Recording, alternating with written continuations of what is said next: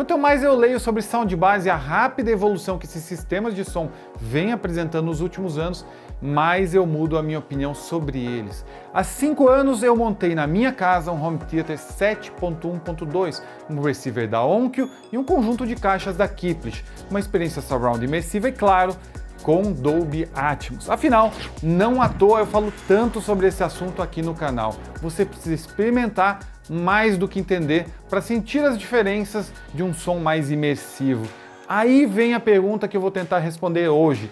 Será que é possível conseguir a mesma experiência com um sistema compacto como esse, com apenas um soundbar e um subwoofer? Passei um bom tempo testando o LG SP9A e hoje eu trago para vocês a minha análise completa sobre ele.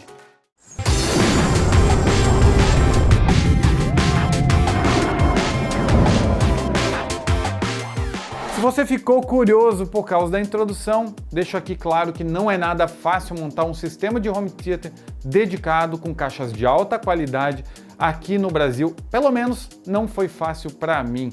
Aqui as caixas são caras e várias das melhores marcas e modelos não estão disponíveis. No meu caso, como entusiasta em tecnologia e cinema, caixa a caixa fui trazendo todo o meu sistema ao longo de várias viagens para o exterior. Facilita porque eu sou jornalista de tecnologia e viajo bastante.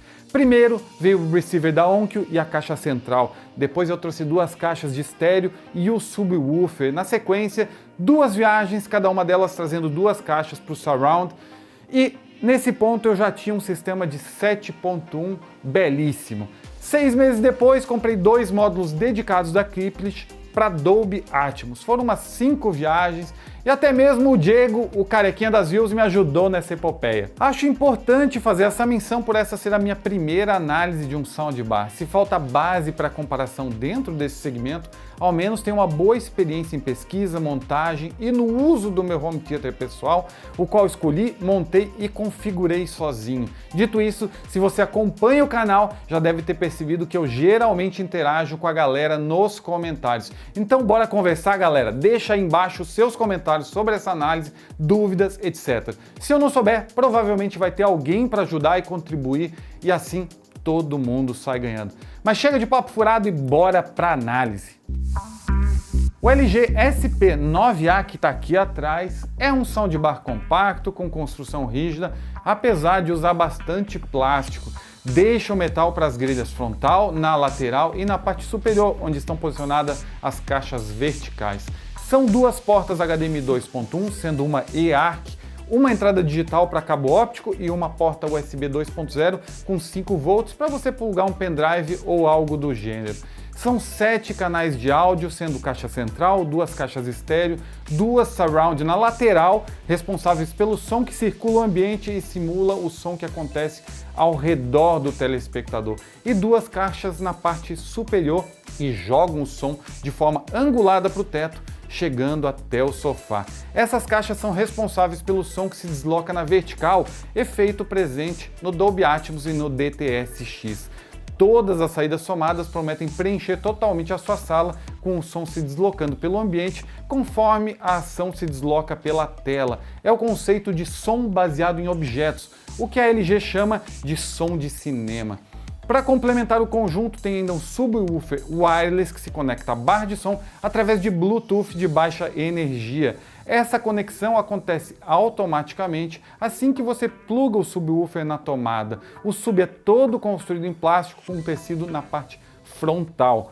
Para conectar o soundbar na TV, a LG adiciona na caixa esse cabo óptico aqui, ó. É útil caso você queira usar o som do soundbar em conjunto com o som da TV, o que a empresa chama de modo de som de compartilhamento da TV, e é compatível com os modelos 2021 da marca.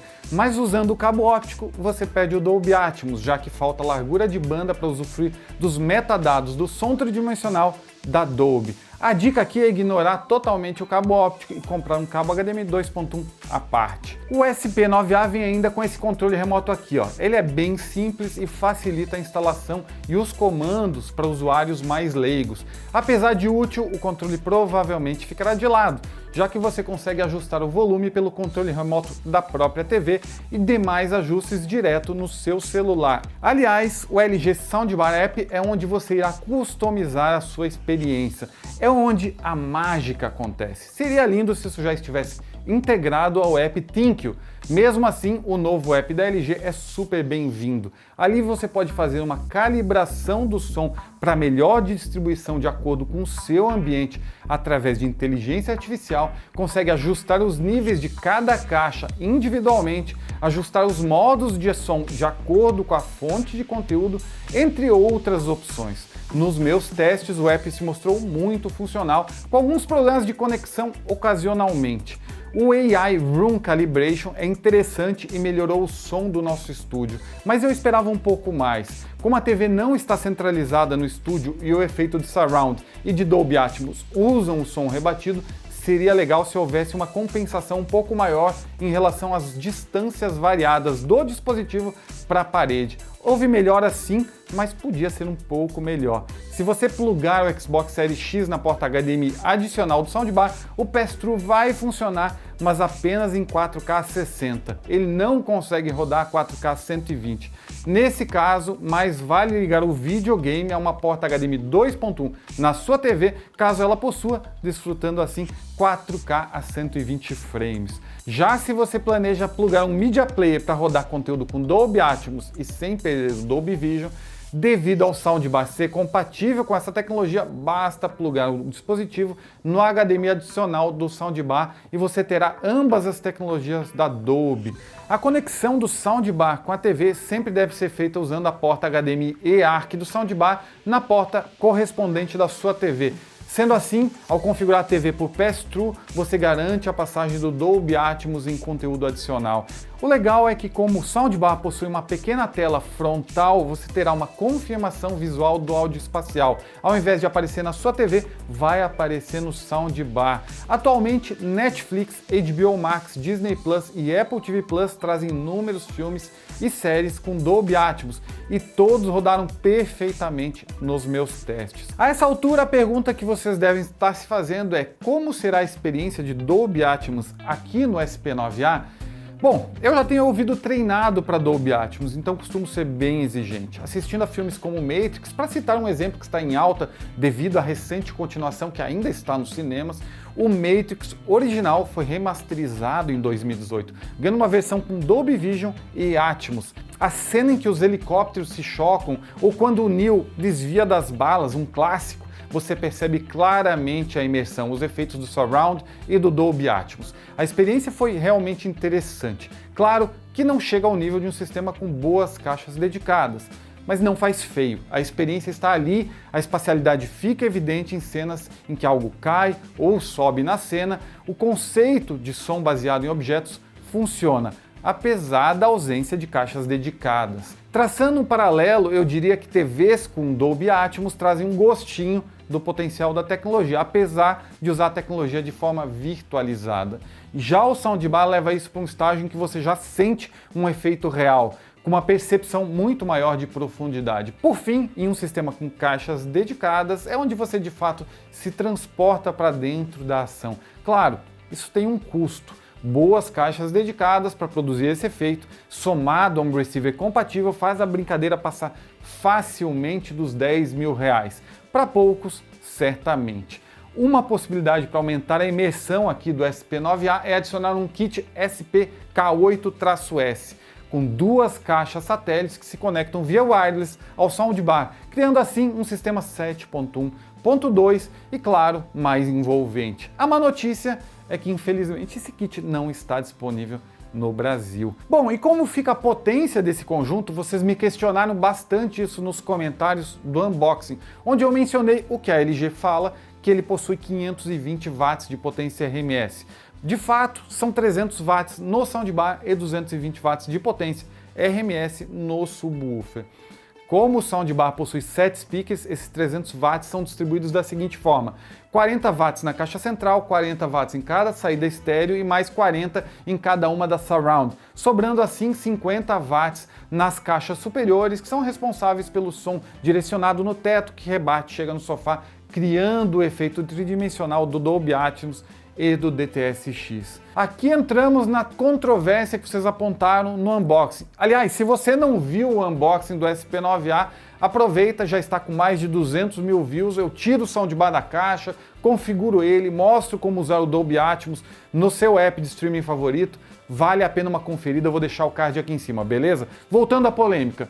Como entregar 520 watts de potência RMS se a LG descreve o consumo como sendo de 70 watts na barra de som e apenas 38 no subwoofer? Pois é, não tem como mesmo. A menos que a empresa tenha conseguido quebrar alguma lei da física, não é possível entregar essa potência de som com consumo tão baixo. No mínimo, o consumo tem que ser equivalente à potência das caixas, amplificadores, para você constantemente entregar essa potência de saída. Se considerarmos ainda a questão de eficiência energética e perdas, dificilmente a potência de saída será igual ao consumo. Em resumo, a soma da potência de todos os speakers pode até ser 520 watts, mas como a fonte do equipamento limita a potência de saída, você nunca conseguirá chegar nem próximo disso. Além do que, em teoria, isso só seria possível usando todas as saídas do conjunto em paralelo, ou seja, em conteúdos com Dolby Atmos. Ouvindo música, por exemplo, que você tem som estéreo, provavelmente você ficará muito próximo dos 80 watts que os dois speakers responsáveis pelo estéreo entregam. Enfim, existe uma padronização de mercado, a LG apenas segue o jogo aqui. Outros fabricantes de soundbar seguem a mesma cartilha.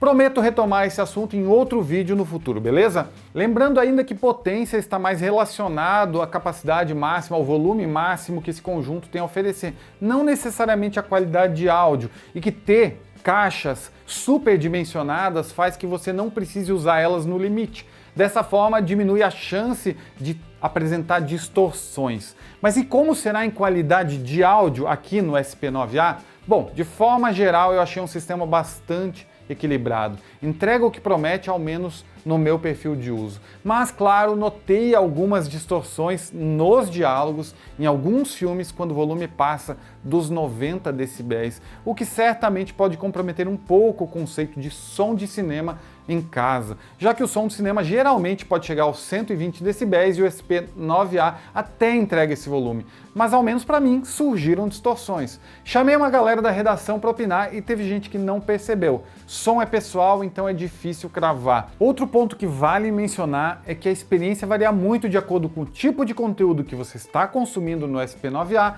e a forma como esse conteúdo é enviado para o soundbar. Ao reproduzir músicas do celular no soundbar por Bluetooth, o volume passa dos 100 decibéis, mas o nível de distorção é irritante. Não apenas a distorção, mas as frequências. Os instrumentos ficam embaralhados, é uma bagunça.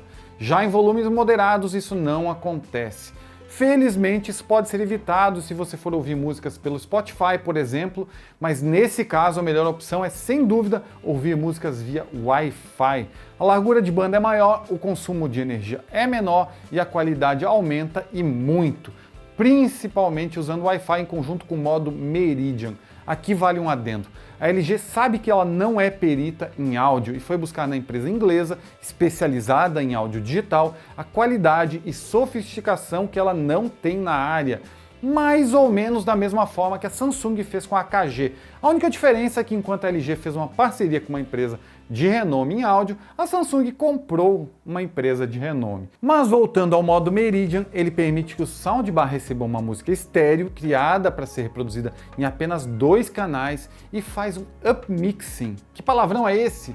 Ele distribui o som por todos os canais soundbar, o que melhora muito o palco sonoro. Na prática, isso entrega um som mais envolvente e frequências bem definidas. Ouvindo Thunderstruck do AC/DC, por exemplo, a voz aguda do Brian Johnson ficou super bem representada, assim como as guitarras, baixo, era possível distinguir os instrumentos claramente. Uma curiosidade é que o volume máximo em termos de decibéis no Wi-Fi parece ser menor do que quando conectado via Bluetooth. Mas a qualidade é incrível, parece até outro soundbar. E para complementar um pouco a qualidade de áudio, eu queria falar sobre os graves. Vários sistemas de soundbar vendidos no mercado nem trazem um subwoofer integrado. Então o fato do SP9A trazer um subwoofer dá um up no grave. Isso é legal porque essas baixas frequências não são ouvidas, elas são sentidas, e elas acabam dando mais peso para as músicas, para os filmes e acabam criando essa imersão a mais de cinema em casa. Óbvio que você não tem a mesma qualidade de um subwoofer num sistema de home theater com caixas dedicadas.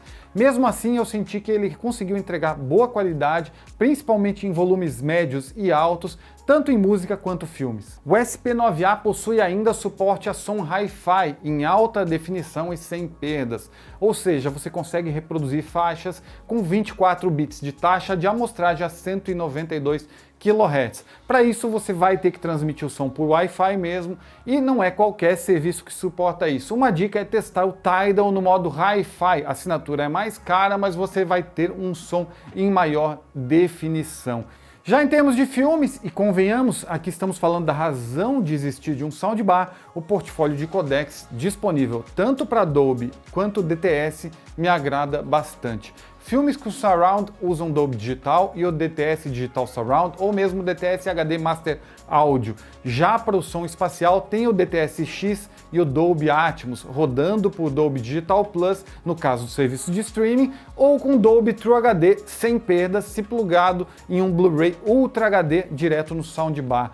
Isso tudo por si só já é bem legal, mas o que importa é a qualidade do áudio reproduzido, a imersão que ele entrega e quão envolvente é o som surround e principalmente o Dolby Atmos. Afinal, a promessa é entregar uma experiência de cinema na sua casa. Para trazer essa resposta para vocês, eu devo ter assistido por baixo uns 20 filmes. Dentre eles estão Mad Max, Estrada da Fúria, Homem-Aranha de Volta para Casa, Baby Driver, que no Brasil é No Ritmo de Fuga, o Ford vs Ferrari, Interstellar, entre vários outros. Também teve várias séries, The Witcher é um exemplo, todos com som surround 5.1 ou com Dolby Atmos, adicionando os dois canais de áudio verticais na jogada.